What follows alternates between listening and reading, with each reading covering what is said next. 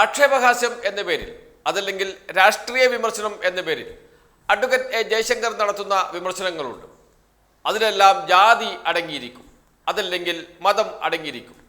ഏതൊരാളെ വിമർശിക്കുമ്പോഴും ആ ആളുടെ ജാതിയാണ് പ്രധാനമായും എ ജയശങ്കർ ഉയർത്തി കാണിക്കുക.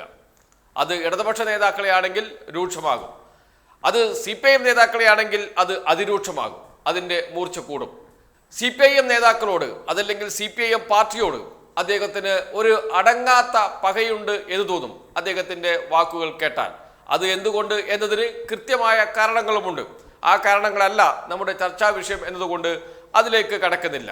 CPIM നേതാക്കൾ എന്ന് കാണുമ്പോൾ അല്ലെങ്കിൽ കേൾക്കുമ്പോൾ ഒന്ന് വിരളി പിടിക്കും ജയശങ്കറിനെ. അതുകൊണ്ട് തന്നെ ജാതി പറഞ്ഞ് അധിക്ഷേപിക്കും, വളരെ മോശപ്പെട്ട ഭാഷയിൽ അധിക്ഷേപിക്കും. അങ്ങനെ നിരന്തരം CPIM നേതാക്കളെ അധിക്ഷേപിക്കുക എന്നത് അഡ്വക്കേറ്റ് ജയശങ്കറിന്റെ പതിവ് രീതിയാണ്. ഏറ്റവും ഒടുവിൽ ഇപ്പോൾ പുതിയ വിമർശനവുമായി അദ്ദേഹം വന്നിരിക്കുന്നത് സച്ചിൻ ദേവിനെ ജാതി പറഞ്ഞ് അധിക്ഷേപിച്ചിരിക്കുന്നത്. ഇതിനെതിരെയാണ് ഇപ്പോൾ പോലീസ് കേസെടുത്തിരിക്കുന്നത്. സച്ചിൻ ദേവ് നൽകിയ പരാതിയിൽ തന്നെയാണ് കേസെടുത്തിരിക്കുന്നത് എന്ന പ്രത്യേകതയും ഈ കേസിലുണ്ട്. അതുകൊണ്ട് അത്ര പെട്ടെന്നൊന്നും രക്ഷപ്പെടാൻ അഡ്വക്കേറ്റ് എ ജയശങ്കറിന് കഴിയില്ല എന്ന് വ്യക്തമാണ്. എന്താണ് ജയശങ്കർ പറഞ്ഞത് എന്നല്ലേ? അദ്ദേഹത്തിന്റെ വാക്കുകൾ ഇങ്ങനെയാണ്: നീ ബാലുശ്ശേരി MLA അല്ലടാ ഡാഷേ എന്ന് KSRTC ഡ്രൈവർ സച്ചിൻ ദേവിനോട് ചോദിച്ചു എന്ന് സച്ചിൻ പരാതി കൊടുത്തിരുന്നുവെങ്കിൽ ഡ്രൈവർ കുടുങ്ങിപ്പോയേനെ. പട്ടികജാതി പട്ടികവർഗക്കാർക്കെതിരായ അതിക്രമം തടയൽ എന്നൊരു നിയമമുണ്ട്. സച്ചിൻ അത്തരത്തിൽ കേസ് കൊടുത്തിരുന്നുവെങ്കിൽ KSRTC ജീവനക്കാരൻ ഈ അടുത്ത കാലത്തൊന്നും സൂര്യപ്രകാശം കാണാത്ത രീതിയിൽ ജയിലിൽ പോയേനെ.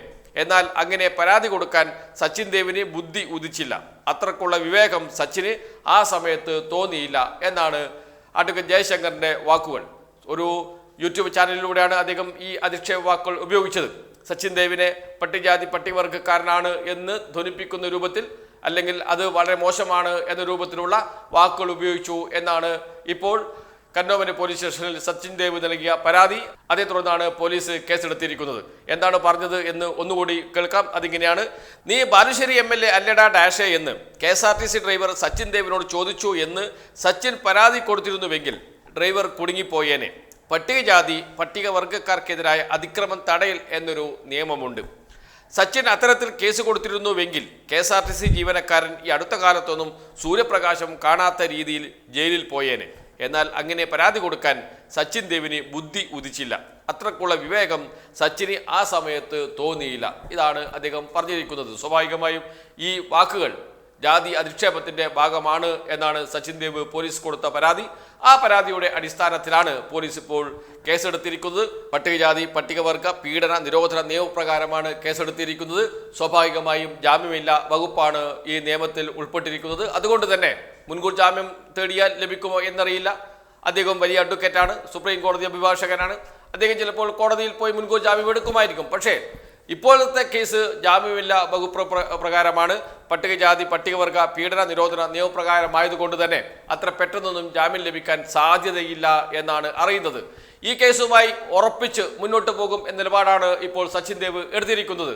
സച്ചിൻ ദേവ് ആ കേസിൽ മുന്നോട്ട് പോവുകയും ഉറച്ചു നിൽക്കുകയും ചെയ്താൽ സ്വാഭാവികമായും എന്ത് സംഭവിക്കും? കോടതിയാണ് തീരുമാനമെടുക്കേണ്ടത്. മുൻകൂർ ജാമ്യത്തിന് വേണ്ടി കോടതി സമീപിക്കേണ്ടി വരും അഡ്വക്കേറ്റ് ജയശങ്കറിനെ. അത് കോടതി അനുവദിക്കുമോ ഇല്ലയോ എന്നത് മറ്റൊരു കാര്യമാണ്. എന്തായാലും കേസിൽ ഉറച്ചു നിൽക്കുമെന്ന് സച്ചിൻ ദേവ് പറഞ്ഞിട്ടുണ്ട്.